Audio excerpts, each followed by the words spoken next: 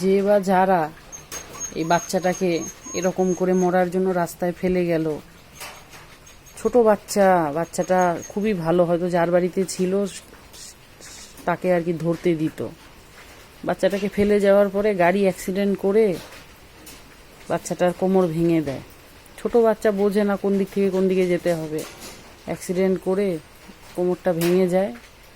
ও crawl করে করে এক কোনায় পড়েছিল, কালকে আমি নিয়ে এলাম। তো কালকে ছিল, এই যে আজকে দুপুরে চলে গেল, মাত্র গেল কিছুক্ষণ আগে।